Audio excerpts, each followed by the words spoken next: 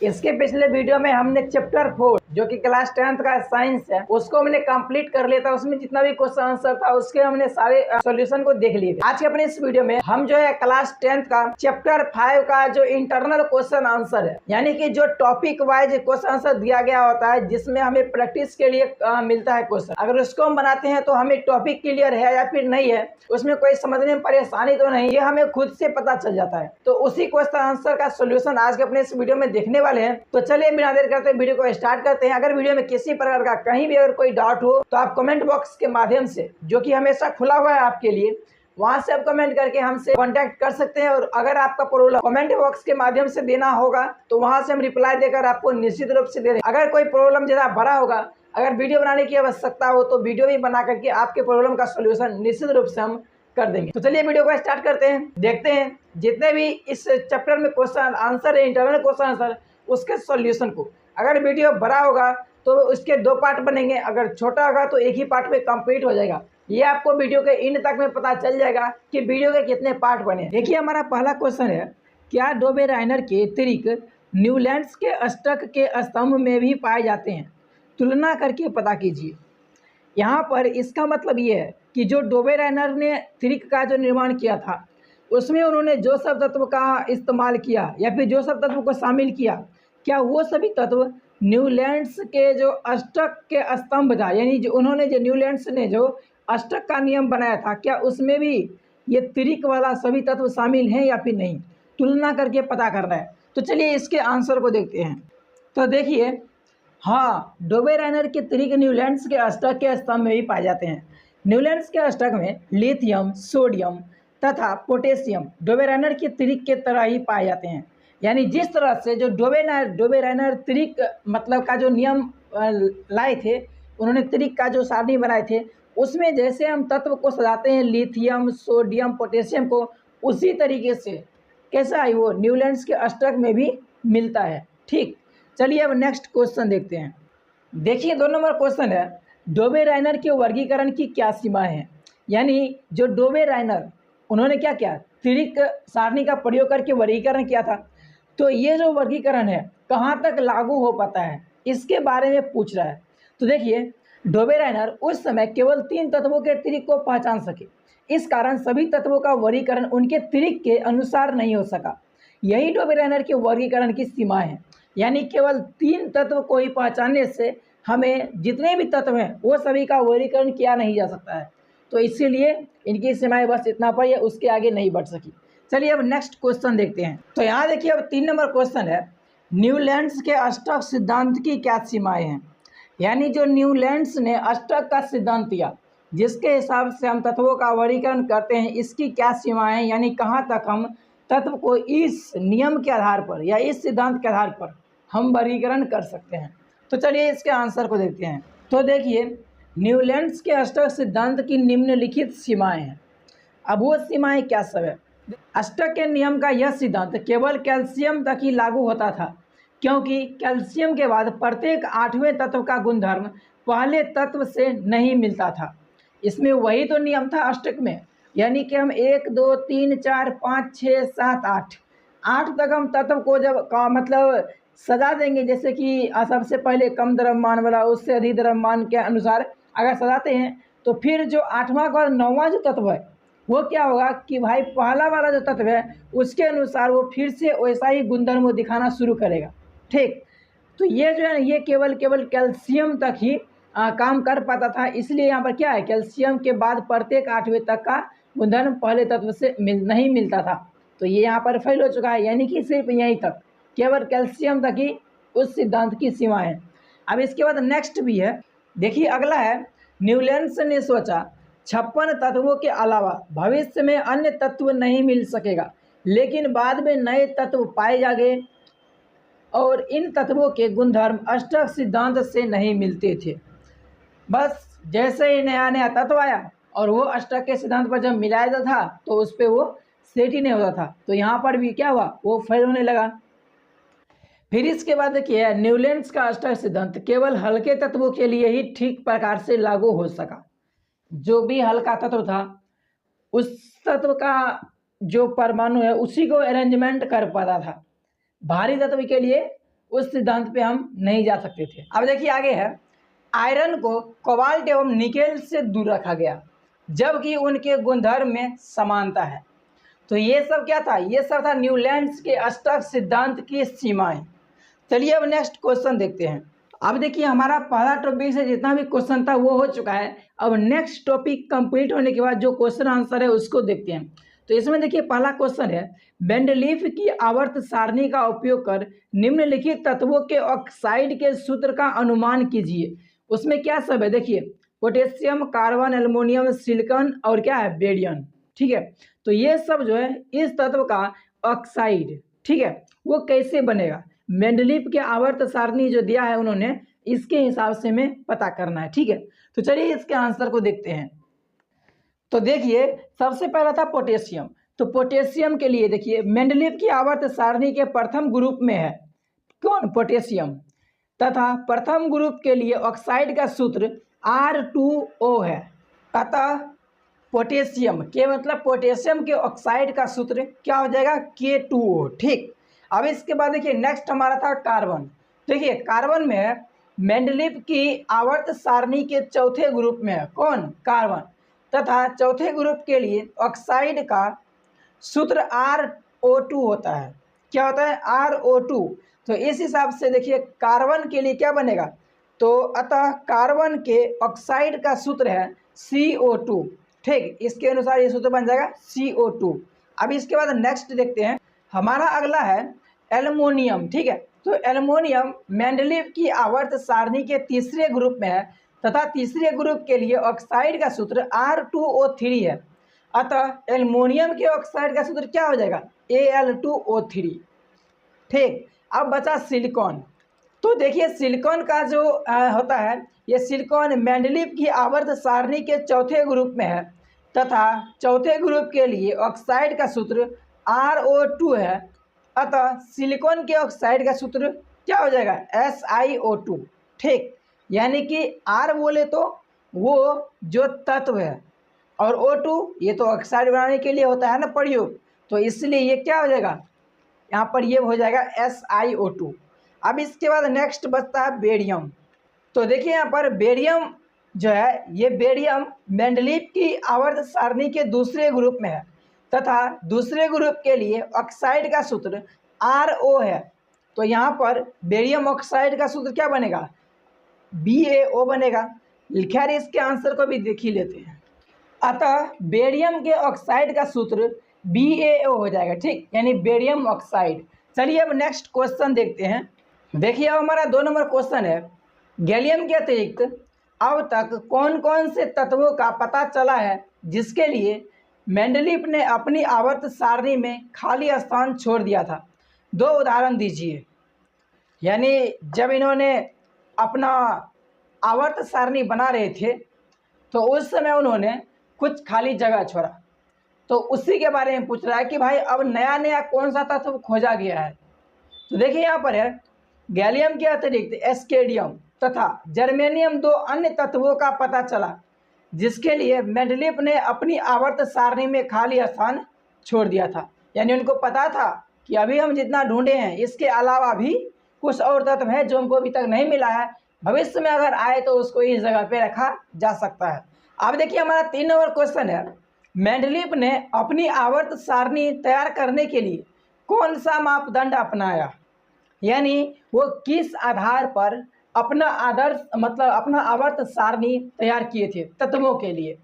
तो देखिए मेंडलीफ ने उनकी आवर्त सारणी तैयार करने के लिए निम्नांकित मापदंड अपनाया था, जिसमें है पहला, मेंडलीफ ने हाइड्रोजन से शुरू कर तत्वों को उनके परमाणु द्रव्यमान के बढ़ते क्रम यानी कि आरोही क्रम में एक टेबल में व्यवस्थित किया।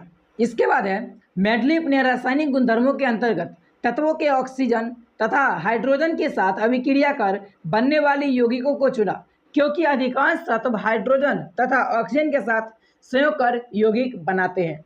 यानी कि बहुत सारे तत्व हैं जो रिएक्शन नहीं करते हैं, लेकिन बहुत सारे तत्व ऐसे हैं जो रिएक्शन करते हैं, किसके साथ, हाइड्रोजन और ऑक्सीजन के साथ। तो इस आधार पर भी उन्होंने अपने आवर्त सारणी का विभाजन किया था, यानी उसको तैयार किया था। नेक्स्ट है आपके सामने, मेंडलीफ ने तत्वों के हाइड्रोक्साइड तथा ऑक्साइड के सूत्रों को तत्वों के वर्गीकरण में मूलभूत गुणधर्म माना। क्या सब? उसके हाइड्राइड तथा ऑक्साइड, यानी कि जो हाइड्रोजन से अभिक्रिया कर कुछ बनाता है वो हाइड्राइड हो गया, और जो ऑक्सीजन से अभिक्रिया कर लेता है वो ऑक्साइड हो गया। तो इस तरह से, हालांकि ऐसा फुल्ली नहीं होता है, क्योंकि अगर किसी में हाइड्रोजन ऑक्सीजन दोनों है तो फिर यहाँ पे मिस्टेक है, यानी वहाँ पे तो गड़बड़ हो गया ये चीज़। तो यही चीज़ है, यानी हाइड्रोजन से जो अभिक्रिया करे उसको हाइड्राइड कर देंगे, जो ऑक्सीजन से अभिक्रिया करते हैं उसको ऑक्साइड कर देते हैं। तो इसका भी यूज करके उन्होंने अपनी आवर्त सारणी का वर्गीकरण किया था। अब देखिए 4 नंबर क्वेश्चन है, आपके अनुसार उत्कृष्ट गैसों को अलग समूह में क्यों रखा गया? यानी जो कि अभिक्रिया नहीं करता है, अक्रिय गैस और उत्कृष्ट गैस, उसको अलग ग्रुप में क्यों रखा गया? तो देखिए, उत्कृष्ट गैसों को अक्रिय गैस भी कहा जाता है, क्योंकि अक्रिय गैस हाइड्रोजन तथा ऑक्सीजन के साथ भी अभिक्रिया यानी प्रतिक्रिया नहीं करते हैं।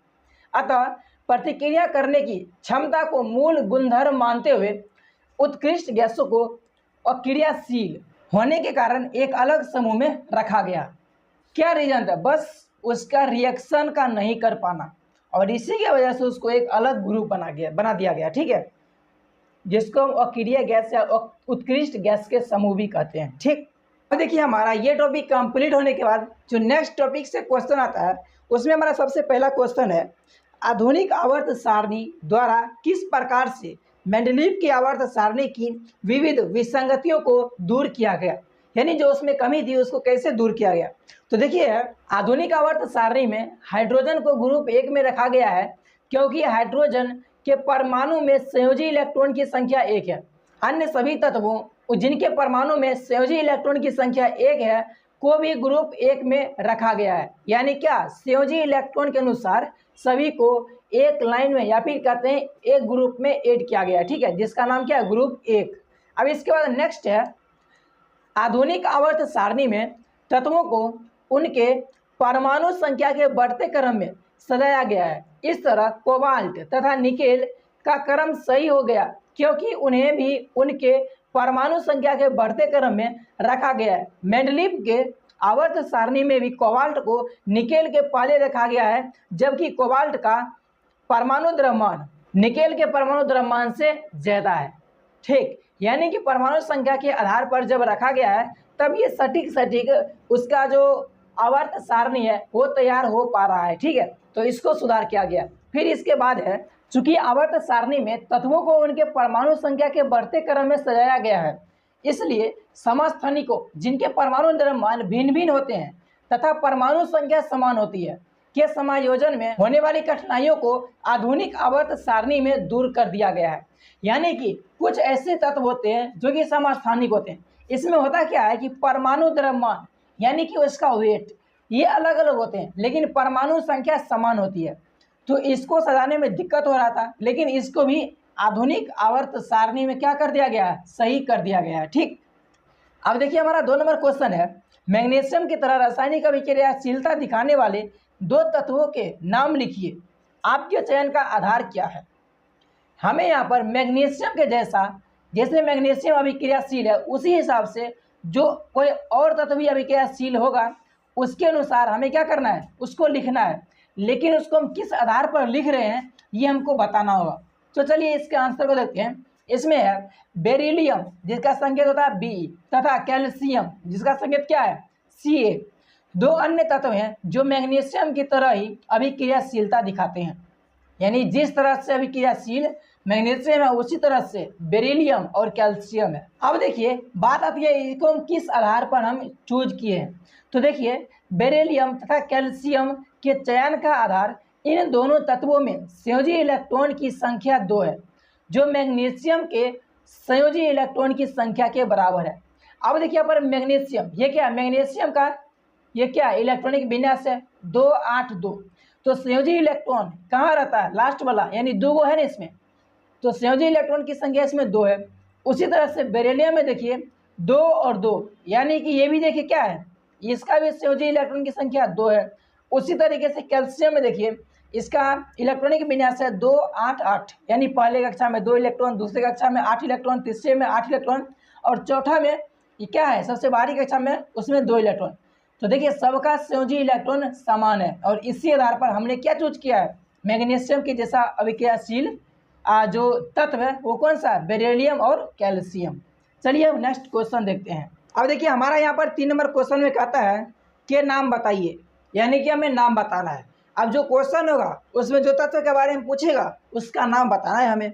यहाँ पर देखिए पहला है 3 तत्वों जिनके सबसे बाहरी कोश में एक इलेक्ट्रॉन उपस्थित हो, यानी कि जो संयोजी इलेक्ट्रॉन होता है सबसे बाहर संयोजी इलेक्ट्रॉन रहता है उसमें केवल एक ही इलेक्ट्रॉन उपलब्ध हो, उसका नाम बताने के लिए कह रहा है। कितना, तो 3 तत्वों का। तो पहला है हाइड्रोजन। हाइड्रोजन में क्या होता है, केवल बाहरी कक्षा में एक इलेक्ट्रॉन होता है। उसी तरह से लिथियम, इसका परमाणु संख्या 3 होता है और इसके भी बाहरी कक्षा में केवल एक ही इलेक्ट्रॉन होता है। और जो सोडियम है इसका परमाणु संख्या 11 होता है और इसके भी मतलब क्या कहते हैं, बाहरी कक्षा में जो इलेक्ट्रॉन की संख्या केवल एक ही होता है। ठीक, अब देखिए बी नंबर में 2 तत्वों जिनके सबसे बाहरी कोश में 2 इलेक्ट्रॉन उपस्थित हो, यानी 2-2 इलेक्ट्रॉन होने चाहिए। तो उसमें कौन है, उसमें है बेरिलियम और दूसरा क्या है, मैग्नीशियम। ठीक, अब देखिए सी नंबर हमारा क्वेश्चन है 3 तत्वों जिनका बाहरी कोश पूर्ण हो, यानी कि बाहरी कक्षा में इलेक्ट्रॉन का संख्या पूरा होना चाहिए। तो देखिए इसमें पहला है हीलियम। तो हीलियम जो तत्व है इसके बाहरी कक्षा में पूरा इलेक्ट्रॉन भरा हुआ है, इसलिए ये अक्रिया के अंतर्गत आता है। फिर उसी तरह से नियोन और आर्गन, ये सब के सब क्या है, सब के सब जितने भी बाहरी कक्षा में इसके इलेक्ट्रॉन की संख्या जो होता है उतना पूरा हुआ है। ठीक है, अब देखिए हमारा 4 number question, lithium, sodium, potassium ये सभी धातुएं जल से अभिक्रिया कर हाइड्रोजन गैस मुक्त करती है। क्या इन तत्वों के परमाणुओं में कोई समानता है, यानी कि ये सब के सब एक ही गुण दिखाता है, सब के सब जब जल से अभिक्रिया करता है तो हाइड्रोजन देता है। तो क्या ये जो है ये तत्व है इसके अंदर कोई तो समानता होगा जिसकी वजह से सबका सब एक ही गुण प्रदर्शित कर रहा है, सब हाइड्रोजन को ही निकाल रहा है। तो देखिए हाँ, इन तत्वों में समानता है। लिथियम, सोडियम, पोटेशियम तीनों तत्वों के परमाणुओं के बाहरी कक्षा में एक एक इलेक्ट्रॉन है, अर्थात इनकी संयोजकताएं समान है। ठीक, यानी जो संयोजी इलेक्ट्रॉन है कितना है, सिर्फ एक है सब में, इस तीनों में, लिथियम, सोडियम और पोटेशियम में। चलिए अब नेक्स्ट क्वेश्चन देखते हैं। अब देखिए हमारा यहाँ पर 4 का बी है, हीलियम एक अक्रियाशील गैस है जबकि नियोन की अभिक्रियाशीलता अत्यंत कम है। इनके परमाणुओं में कोई समानता है, क्या ऐसा है जिसकी वजह से ये दोनों के दोनों में थोड़ा गुण मिलता जुलता है? देखिए है, क्योंकि हम जानते हैं दोनों ही दोनों अक्रिय गैस है। क्यों? क्योंकि बाहरी कक्षा में इलेक्ट्रॉन की संख्या पूरा है। खैर यहाँ पर देखिए इसका आंसर में क्या है, हाँ इन तत्वों के परमाणुओं में भी समानता है। हीलियम तथा नियोन दोनों अक्रिय गैस है। दोनों तत्वों के परमाणुओं का बाहरी कक्षा पूर्ण है, अर्थात दोनों तत्वों के परमाणुओं में संयोजी इलेक्ट्रॉन की संख्या कितना है, 0 यानी 0, इसीलिए ये क्या है, ये एक अक्रिय गैस है। अब देखिए हमारा यहाँ पर 5 नंबर क्वेश्चन है, आधुनिक आवर्त सारणी में पहले 10 तत्वों में कौन सी धातुएं हैं, यानी इसमें से हम हाइड्रोजन से शुरू करते हैं। ठीक, और 10 तक परमाणु संख्या में बढ़ते हैं तो उसमें से कितने तत्व ऐसे आते हैं जो कि धातु है। देखिए आधुनिक आवर्त सारणी में पहले 10 तत्वों में लिथियम एवं बेरिलियम क्या है, ये दोनों के दोनों धातु हैं। अगर आप परमाणु संख्या 1 से लेकर परमाणु संख्या 10 तक जाएंगे तो इसमें से ये दोनों क्या है, ये दोनों के दोनों धातु है। चलिए अब नेक्स्ट क्वेश्चन देखते हैं। दोस्तों देखिए हमारा 6 नंबर क्वेश्चन है, आवर्त सारणी में इनके स्थान के आधार पर इनमें से किस तत्व में सबसे अधिक धात्विक अभिलक्षण विशेषता है, यानी धात्विक अभिलक्षण की विशेषता है। यहाँ पर देखिए सबसे पहला हमारा है इसमें जी मतलब होता है गैलियम, इसका परमाणु संख्या होता है 31। फिर इसके बाद है जी मतलब जर्मेनियम, जिसकी परमाणु संख्या 32 है। आर्सेनिक एस मतलब हुआ और इसका परमाणु संख्या है 33। Se मतलब हुआ सेलेनियम का परमाणु संख्या है 34। और फिर है बी मतलब हुआ बेरिलियम का परमाणु संख्या है 4। तो कहता है कि इसके स्थान के आधार पर, वही कहता है इनके स्थान के आधार पर, ठीक है, इनमें से सबसे अधिक धात्विक अभिलक्षण कौन से तत्व में है। तो देखिए इसके आंसर को देखते हैं। वैसे देखिए धात्विक सबसे अधिक अभिलक्षण वैसे बेरिलियम में, ठीक है, लेकिन इसके आंसर को देखते हैं कि ये कैसे कहता है। तो देखिए दिए गए तत्वों में बेरिलियम में सबसे अधिक धात्विक अभिलक्षण की विशेषता है, क्योंकि आधुनिक आवर्त सारणी में बाएं से दाएं जाने पर धात्विक अभिलक्षण घटती है। दिए गए तत्वों में बेरिलियम बाएं से दाएं जाने पर सबसे पहले आता है। तो जब ये सबसे पहले आएगा तो सबसे अधिक धात्विक अभिलक्षण किस में होगा? बेरिलियम में होगा। ठीक, ये आधुनिक आवर्त सारणी के अनुसार। तो दोस्तों आई होप कि इस वीडियो में जितने भी क्वेश्चन आंसर को हमने सॉल्व किया है सभी आपको अच्छे समझ में आए होंगे। किसी भी क्वेश्चन में किसी प्रकार का डाउट नहीं बचा हुआ। लेकिन अगर कोई भी या फिर किसी तरह का डाउट होता है तो आप कमेंट बॉक्स के माध्यम से जरूर हमसे शेयर कीजिएगा। बाकी मिलते हैं नेक्स्ट वीडियो में। बाकी तब तक के लिए bye bye and love you all.